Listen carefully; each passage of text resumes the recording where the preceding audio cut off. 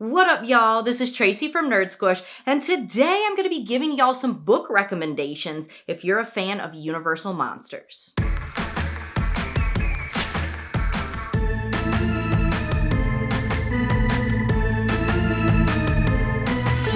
Alright, ladies, gentlemen, and nerds.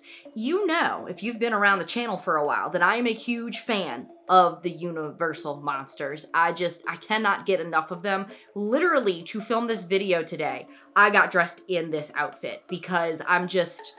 I'm here to fangirl. 110%, let's go. Another thing that I love is reading. I love books. I love reading them, collecting them, smelling them.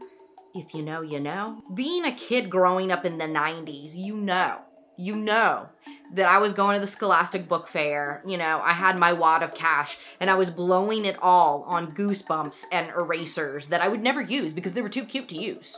You know that. And when I wasn't doing that, I was reading Wishbone, and I used to do this crazy thing that today I could never do. It would just blow my little organized mind, as I used to be able to read 2 or 3 books at a time, and now I'm like, no, we need to focus.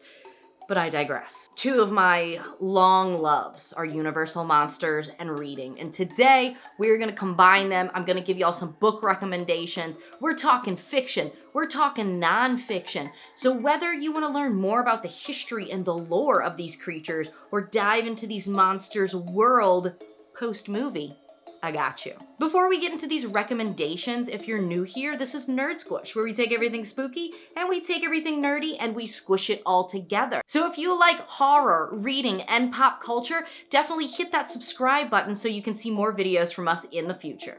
My first recommendation is Dracul by Dr. Stoker and J.D. Barker. So I heard a little bit of buzz about this book, but really didn't know much. Found it discounted at Books A Million, and I was like, a prequel to Dracula, you say? Let's obviously, no-brainer, let's do it. So the original Dracula story that we know and love went through many rounds of edits. Now there is an earlier version of this book that was published that has a preface that warns readers that the Dracula story is 100% true.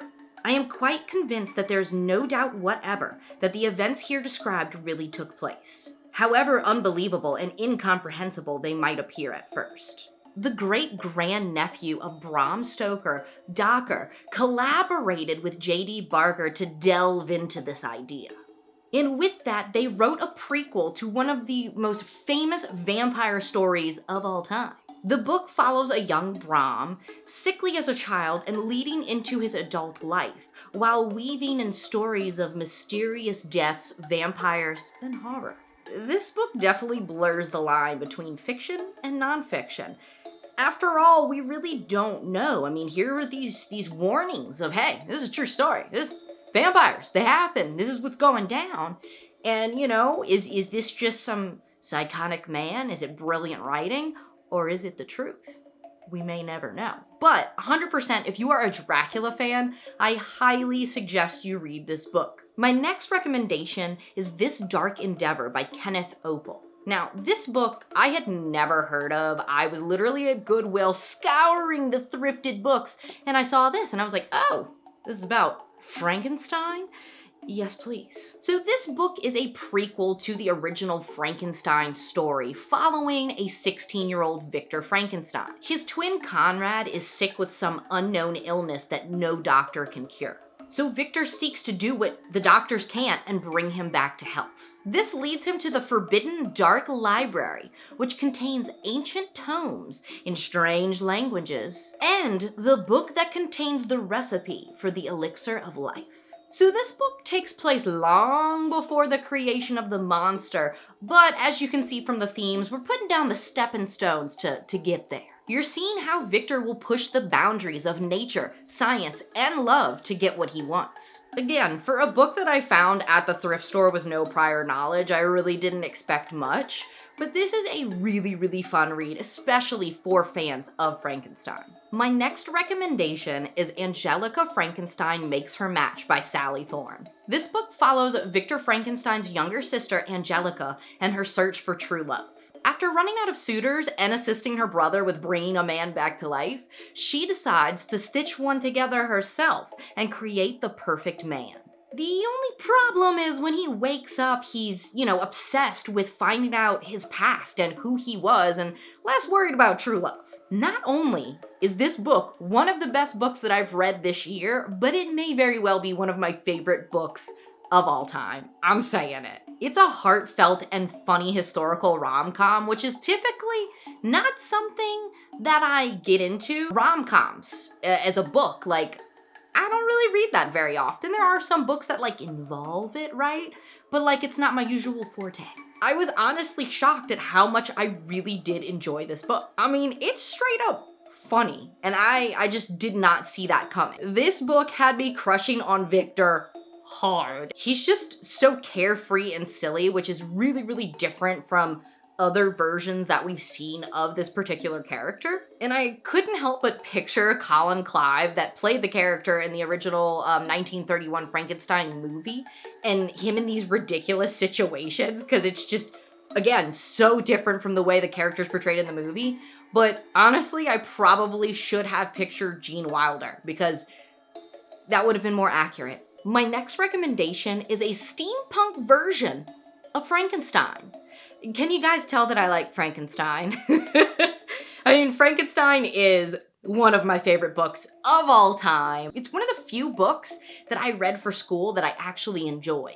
It's as much as I loved reading as a kid, there weren't really books in school that I enjoyed. Frankenstein is the exception to that. This book takes the third edition of Mary Shelley's Frankenstein, published in 1831, and puts it alongside these steampunk illustrations. Steampunk is a subgenre of science fiction, and since Shelley's Frankenstein is basically the mother of what we now know as science fiction, this is a perfect mashup. It enhances the story we all know and love with the art of mechanical gears and industrial scenery to bring new life to an old creation. And look at the back, it's got the "Beware, for I am fearless and therefore powerful." I just really love Frankenstein. I want to collect all versions of Frankenstein. I can't get enough. My next recommendation is The Wolfman Hunter's Moon by Michael Jan Friedman. First of all, look at this cover. Look at this cover. Classic horror monsters coming right at you. What's not to love? I actually found this book. I was not aware of this. Sorry, there's y'all know how it is, book lovers. They put stickers on books and you remove it, and then there's the residue because you didn't put the goog onto the cover, and now there's a funk. There's a funk on the... Look, you're not here for aesthetics. You're here to learn what books you want to read if you like monsters. So, what are you going to do? Anyway, I digress. We've ranted. Where are we? What were we talking about? This book. Anyway. Okay. So, I was not aware of this series. I actually found this book at the last bookstore when I had a trip to Los Angeles a couple years ago, which... Side note, I know, I keep going on all these rants because I get excited about certain things, but if you ever have a chance to go to the last bookstore or you're in the Los Angeles area, go. It is, without a doubt, book heaven. Anyway, this book. So Dark Horse Comics put out a series of books following each monster and what they got up to after their respective movies. This one follows my favorite monster, the Wolfman. Look at him. He's handsome. He's beautiful. I love him. So we all thought that Larry died at the end of the Wolfman, right?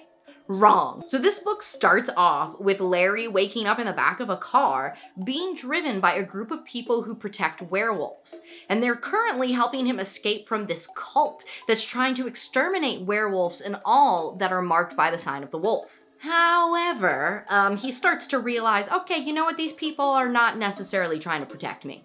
This is probably more dangerous than the other people. I don't know. I'm in danger. This is not good. I'm trying to wolf out on them. Let's fight them. Let's go. And I mean, as a kid that grew up in the time of fan fiction, wrote them, read them, I love this. It feels like a professional fanfic, and I'm all for it. Werewolf fanfics. Let's go. I'm definitely gonna try to get the rest in this series. They're not books that I go to the used bookstores and try to look for them, and I've never really seen one pop up in the wild since I found this one. So I have a feeling this may be more of an eBay thrift books type hunt. My next recommendation is The Lady from the Black Lagoon by Mallory O'Meara. This book tells the story of Millicent Patrick, the woman who designed the costume for the creature from the Black Lagoon. Unfortunately, she did not get the credit she deserved while she was alive for making one of pop culture's most famous and beloved monsters. In this book, Mallory O'Meara fully dives into an ambitious and talented woman who is also one of the very first Disney female animators. Her life was one of those typical old-school Hollywood lives, mixing luxury, drama, and tragedy. This woman is entirely fascinating and worthy of a biopic. So where's my Millicent Patrick movie, people? Where is it? I did do a video that's just a full review on this book back in 2020. I'll tag that somewhere in here if you're interested in, getting in depth with this book.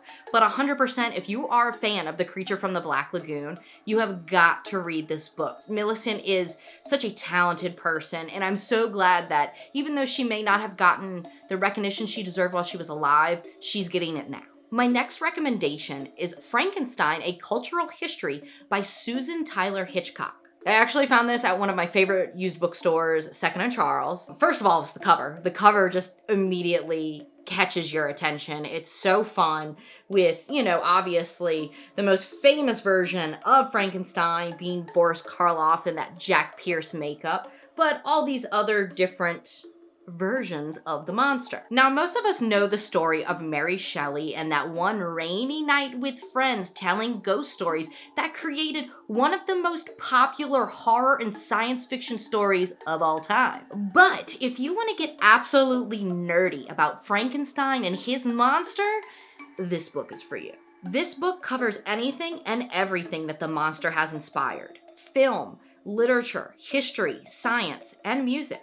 Since Frankenstein is one of my all-time favorite books, this was an absolute must-have for me. Because as you can see from other books that I've put on this list, I love Mary Shelley's book, but I love every adaptation that I have ever seen of this. This is the Bible of nerding out about Frankenstein.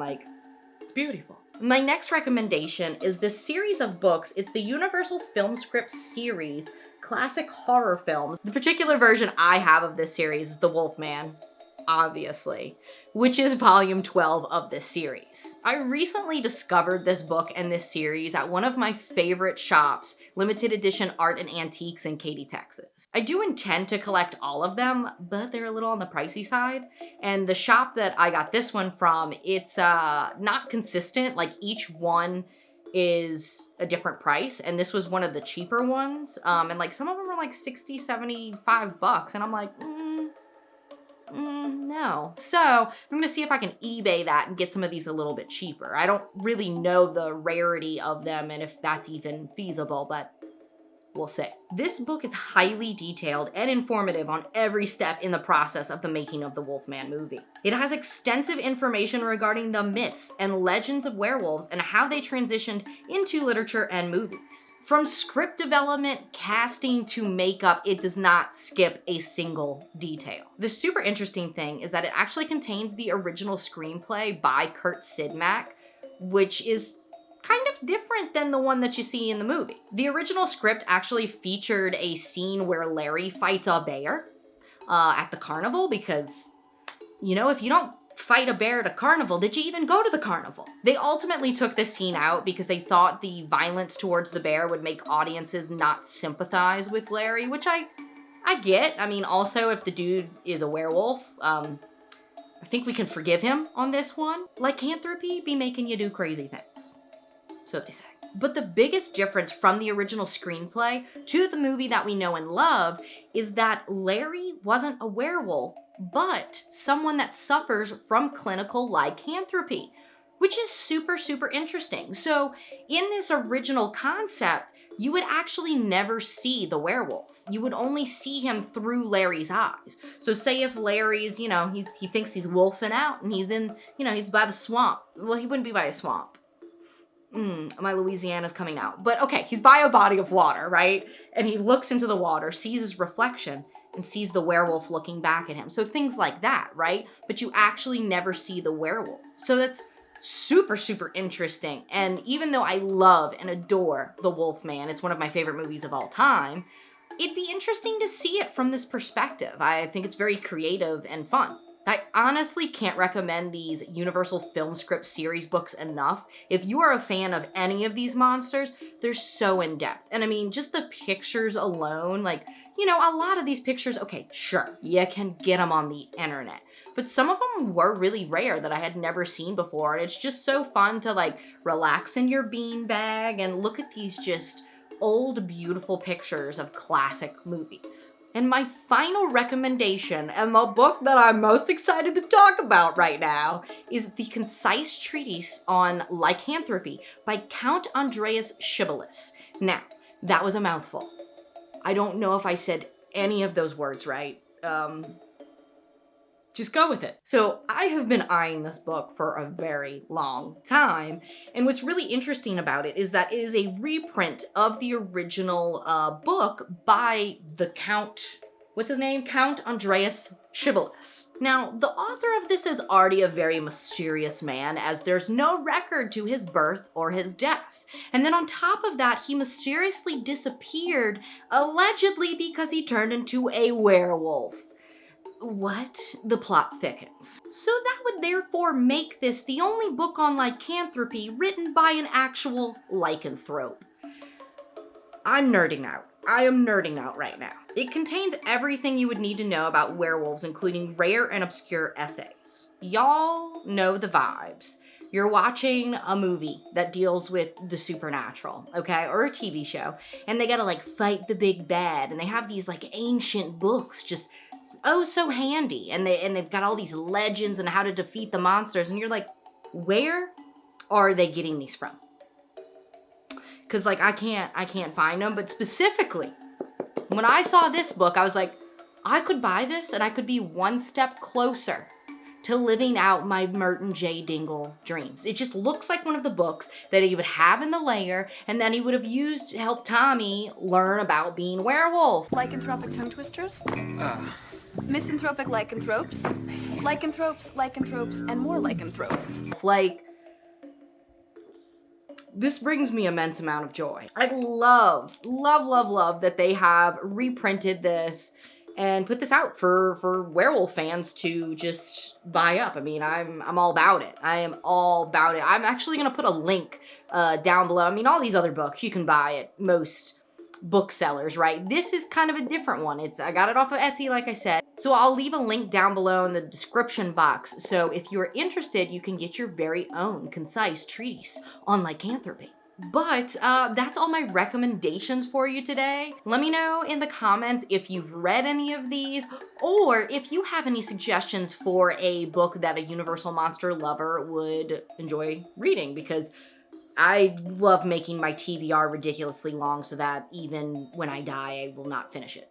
It's a goal, honestly. Let me know if there's another topic, show, movie that you would like book recommendations based off of that, because this has honestly been really fun to like raid my little library and see what I got going on in here to recommend for Universal Monsters. So I would love to do that with other topics as well. I hope y'all enjoyed this video. If you did, give it a big old thumbs up. It definitely helps out the channel. And also subscribe and hit that notification bell so when new videos hit the channel, you'll be notified. And as always, thank you guys for watching, and I'll catch you nerds later.